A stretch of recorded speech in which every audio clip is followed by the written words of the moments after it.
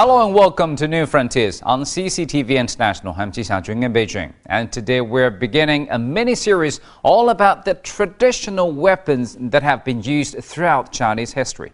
Weapons, of course, have a key role to play both in battle and in Chinese martial arts. In classic novels and traditional stories, a great practitioner of the martial arts is often described as the master of 18 weapons. These 18 weapons include the bow and arrow, dagger, sword and spear, to name just a few. To put all this into some historical perspective, evidence has been found suggesting that bows and arrows were the earliest weapons used in battle in China, and that was during the Stone Age.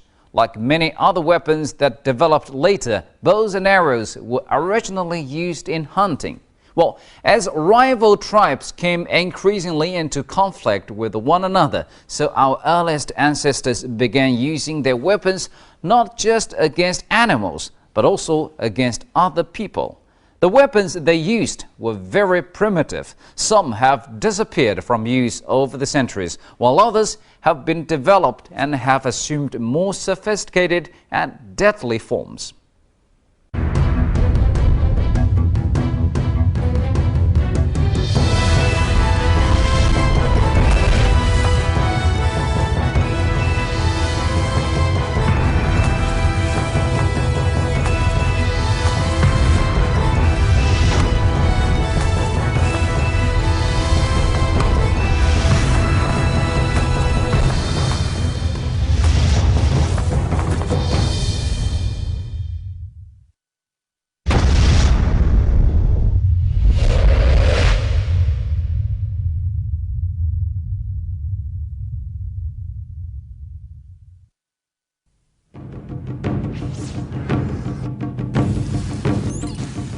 According to Chinese martial arts, the longer the weapon, the stronger it is, but the shorter the weapon, the more deadly it is.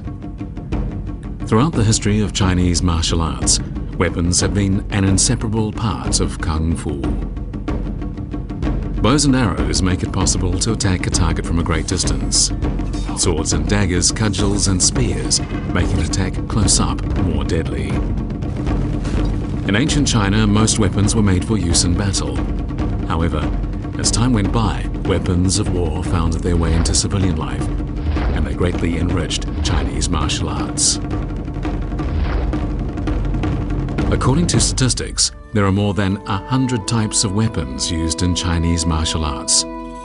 But of these, swords and daggers are the most important.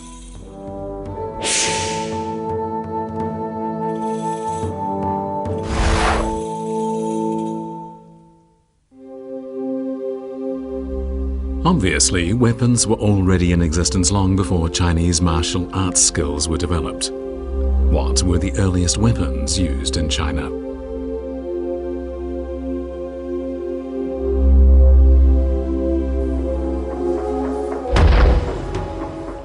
Zhoukou-Dian is famous as the site where Peking Man was discovered, but also found at the site, which dates back 600,000 years, were many stone hammers, knives and chisels, all of which have sharp edges. In primitive society, these objects fashioned from stone served as both everyday implements and weapons for hunting and even fighting animals. Over time, people learned how to use these weapons more skillfully, although strictly speaking, they were not really weapons, but simply tools used for acquiring food.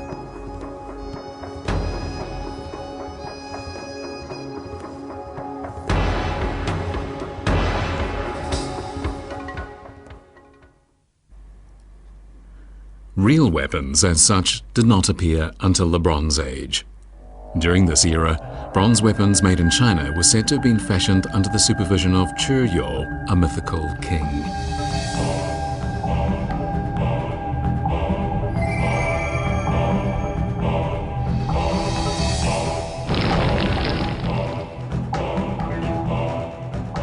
It is said that Chu You made bronze swords, spears, halberds and bows, and that he used these to defeat 21 rivals.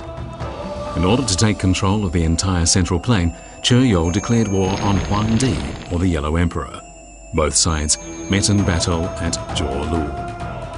There it is said Huang Di, the Yellow Emperor, defeated Chu Yo using magic weapons and then had him executed. This is a famous story in the mythology of China. While this brought an end to the story of Chu Yo, he became revered as the inventor of military weapons and consequently the god of military affairs.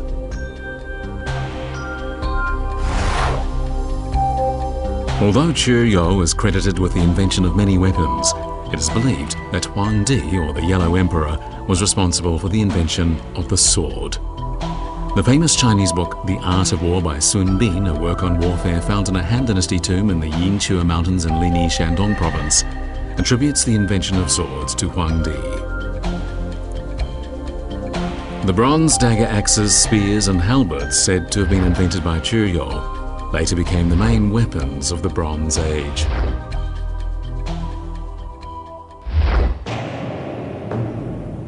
In his Ode to the Fallen, Chu Yuan, a poet of the state of Chu during the Warring States period some 2,500 years ago, gave this account of a fierce battle in the period before the rise of the Qin dynasty.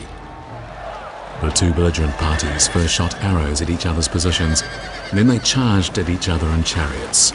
The soldiers in the chariots, armed with spears, dagger axes and halberds, engaged in a bloody battle.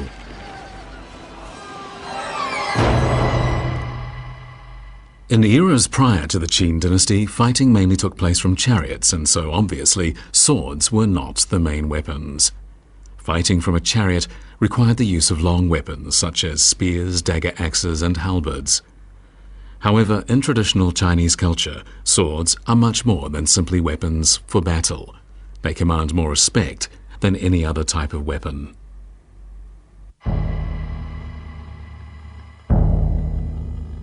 One may ask, why is this so?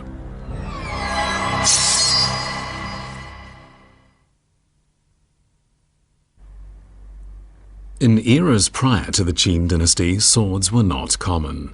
According to law, only members of the upper classes were entitled to wear swords, and aristocrats wore them as a symbol of manhood. According to Sima Qian's historical records, when Qin Shi Huang, the first ruler of the Qin dynasty, was enthroned, he wore a crown and a sword.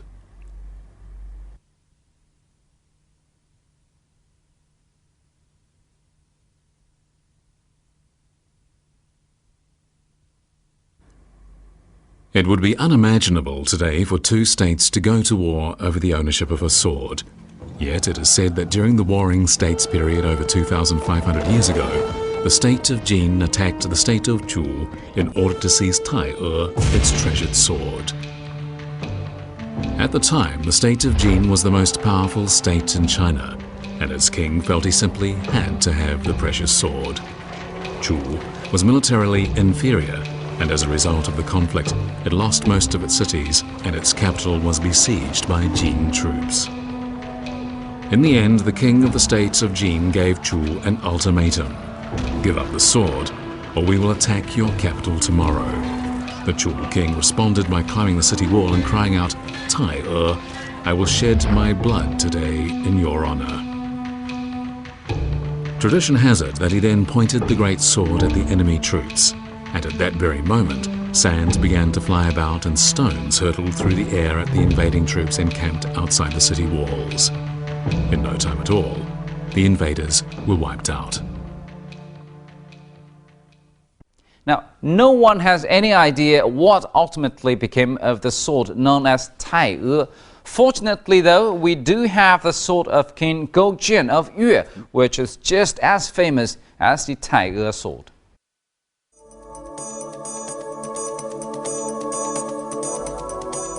While an archaeological survey was being carried out in an ancient tomb of the state of Chu in 1965, many swords were found, the most interesting of which was made of bronze. This bronze sword is known as the sword of King Goujian of the state of Yue. The sword was found sheathed in a scabbard which had an almost airtight fit with the body of the sword, and when it was unsheathed, its blade was found to be utterly untarnished. A simple test conducted by the archaeologists showed that the blade could be used to cut through a stack of 20 sheets of paper with ease. After experts of Fudan University in Shanghai carried out scientific tests on the sword in 1977, it was concluded that the sword was made chiefly of an alloy of bronze and tin, with small amounts of lead, iron, nickel and sulfur.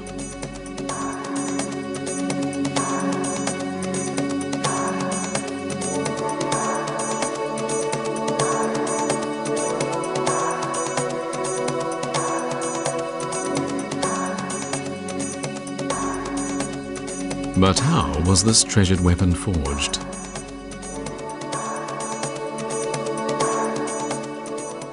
在这剑的两刃部分啊，它就是用这种含锡量比较高的一种青铜合金。那么这样呢，就是能够提高它的硬度。提高它的硬度呢，就是能够做到比较锋利，是吧？就杀伤力能够提高。而且在剑的中极部位呢，它就采用了一种含锡量比较低的一种青铜合金。那么含锡量低了，它的这个韧性就能够提高。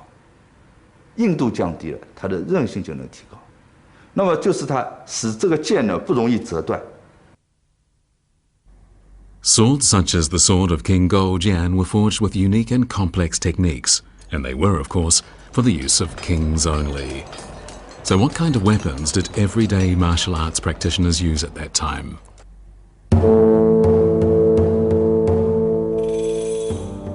The Rites of Zhou, a book about the rites practiced during the Warring States period, tells us that ordinary people were allowed to possess short daggers, axes and wooden sticks as weapons.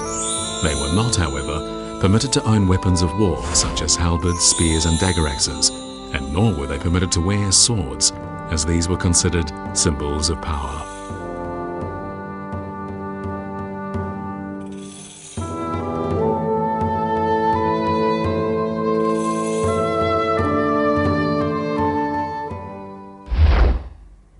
However, assassins used daggers that resembled swords.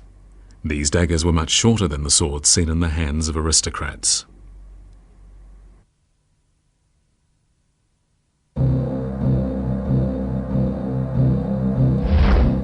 Perhaps the most famous conflict between the wielder of a dagger and that of a sword in Chinese history took place when Jing Ke attempted to assassinate the king of the state of Qin.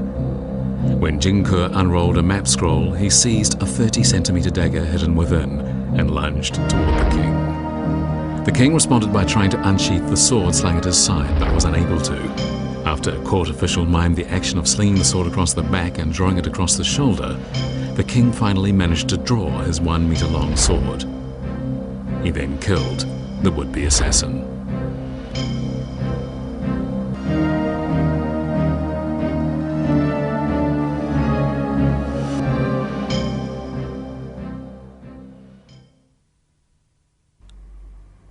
In this story of a clash between dagger and sword, the dagger of an ordinary man is defeated by the sword of a king. Following the assassination attempt, the king became more aware of the importance of weapons in his rule of the country. Shortly after he unified China, he confiscated all bronze weapons owned by ordinary people and had them melted down to make 12 bronze objects symbolizing the inviolability of his government. As a result, when Qian Shang and Wu Guang launched a peasant uprising at the end of the Qin dynasty, they had only wooden weapons with which to attack the Qin troops. The latter were armed with strong bronze weapons.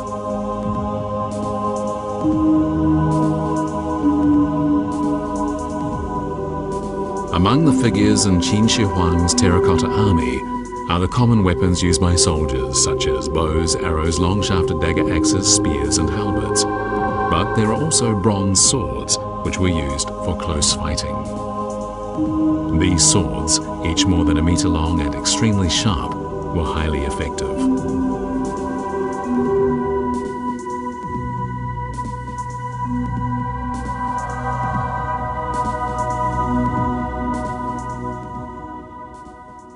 剑嘛也是从短往长发展，这跟青铜冶铸的技术联系在一起。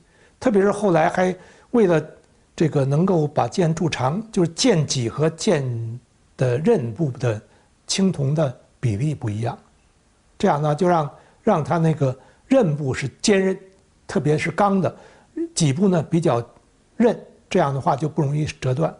所以到了这个战国晚期，到了秦统一的时候，这个时候青铜兵器已经发展到它的一个最高峰了。所以剑的长度不断的从60厘米加长到70、80，甚至于到1米超过1米。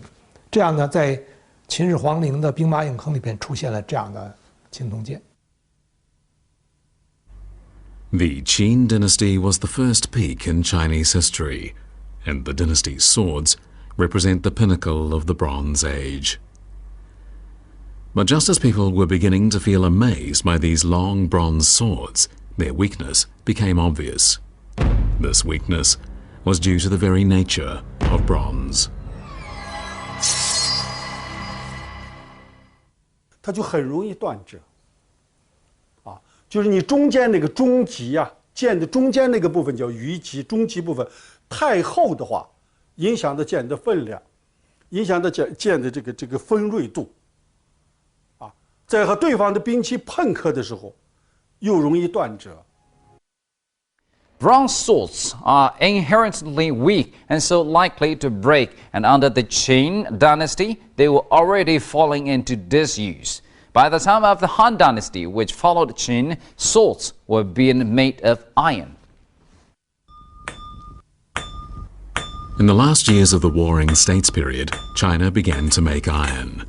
At that time, iron ore was smelted at low temperatures, and so the iron produced, referred to as spongy iron, suffered from tiny holes and was far from tough.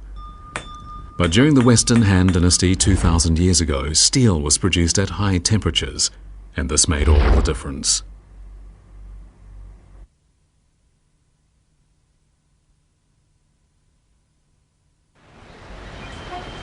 At the Nanyue Royal Tomb Museum in Guangzhou, one can see 10 famed swords of the Han Dynasty, symbols of the great achievements of that era. Each of the swords is more than 1 meter long and very sharp. They're made of steel. "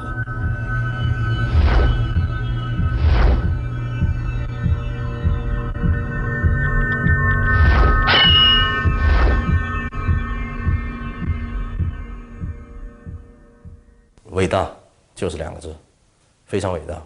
可以说我第一次看到这10把剑，尤其是说寓意一侧的几把长剑，的确我感觉心惊动摇。用我个人的说，这是我见过最伟大的中国剑，对不对？为什么呢？这是它的气势，它的长度，最长的一把达到1.46米，这1.46米的双手剑，对不对？在我记得当时说汉高祖这个杀白马以祭天下的时候，当时有一种说法叫斩马剑。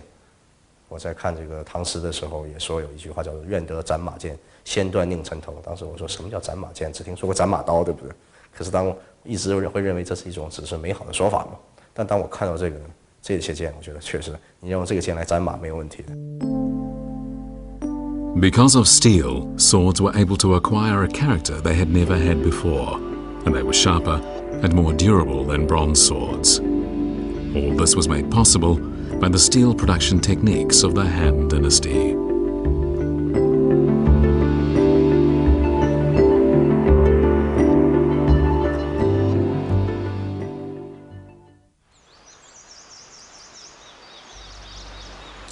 Unfortunately, there are few historical records about how Han steel was made, and it wasn't until 10 years ago that a sword maker from Longchuan, Zhejiang province worked out the techniques that were used to make Han steel.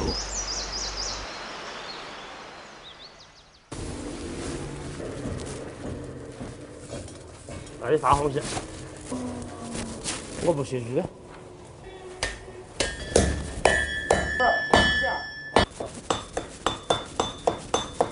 从古时候的汉代开始，就已经有了百炼钢的记载。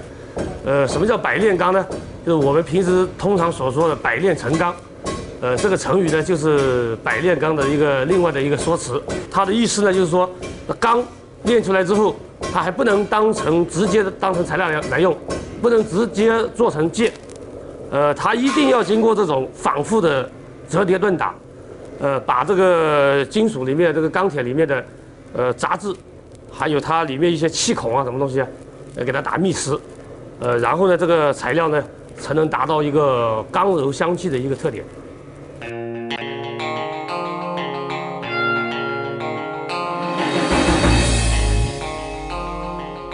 To make a hand sword, steel must be forged over and over again, and the many processes involved in making a single sword must be carried out in accordance with strict standards. There were in fact as many as 16 steps involved in producing a single top-quality, flexible hand sword.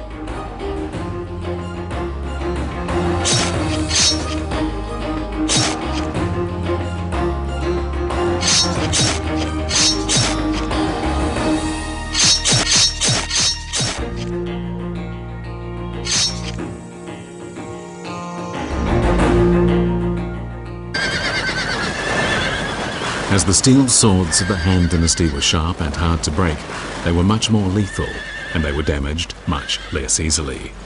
All this naturally improved the combat effectiveness of Han Dynasty troops. In addition to swords, the other main weapons used by Han troops included bows, arrows, and halberds. During the Han Dynasty, there was a clear division of labour, so to speak, among bows and arrows, long-shafted halberds, and swords. In open areas, bows and arrows were used to attack the enemy.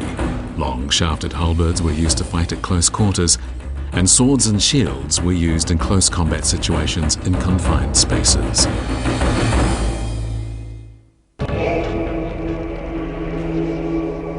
It was during the Han Dynasty that swords gradually lost their purely military function, as it was at this time that the imperial sword appeared. The imperial sword was a symbol of supreme authority that invested the bearer with unlimited power.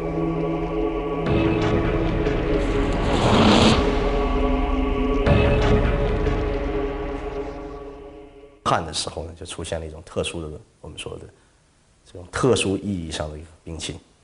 甚至就是超出兵器本身的一种极端权力欲的一种兵器，那就是尚方宝剑。这个上方呢有两种写法，一种是高尚的上，还有一种是上下的上。实际呢，它是出现于汉的一个机构，它出现一个叫做少府。少府呢有这个上方令，上方令的负责上方令的呢叫做上方丞相的丞。那他们做什么呢？他们主要是呢最早是做一些皇帝的，也就是说皇帝御用的一些。 把玩器，一些御用的器，当然包括一些礼器和一些把玩器。而这个尚方宝剑呢，从此以后呢，就是做皇帝呢，就作为什么呢？本身来说，皇帝他请这个上方做了这个剑以后呢，他可以赐给大臣，就是说当他本身不在场的时候，大臣可以拿这个剑呢作为内外杀伐，这个出外定夺，所谓将在外，对不对？将在外就是自己来说执行这个是皇帝，他就是一种皇权的象征。 他可以持有这个剑者呢，可以代表皇权的意见，就是对于相当职位的官员呢进行杀伐。It was precisely because of this discretionary power that the etiquette system of the Han Dynasty required officials at all levels to wear swords. This then had an impact on ordinary people, with many scholars developing a fondness for swords. The celebrity Dong Fang-shuo of the Western Han Dynasty is a good example of this. As we know, he began to learn sword fighting at the age of just 15. It is also recorded that the famous writer Sima Xiangru was not only good at writing, but was also skilled with a sword. As the Han Dynasty progressed, it grew more and more obsessed with swords. But then the Xiongnu people of the north began to attack the borders of the empire's territory. Xiongnu cavalry posed a significant threat to the Han Dynasty, and Han people began to doubt the efficacy of the use of swords in battle. Faced with attack from the more flexible Xiongnu cavalry, the Han Dynasty found itself in a passive role when restricting itself to traditional chariot fighting strategies. Moreover, the swords used by Han-mounted soldiers were clearly inferior to Xiongnu broadswords. The Han armies quickly discovered that the most effective weapon against the Xiongnu or Han cavalry was the broadsword. Both the Han cavalry and its infantry started using the single-edged broadsword instead of the smaller double-edged sword. By the time of the Three Kingdoms period in the 3rd century, a thriving weapons industry had developed based on the production of the new single-edged swords. And thank you for staying with us on today's New Frontiers and tuning in again next time for more about traditional Chinese weaponry. I'm Ji Xiaojun from CCTV International. See you next time.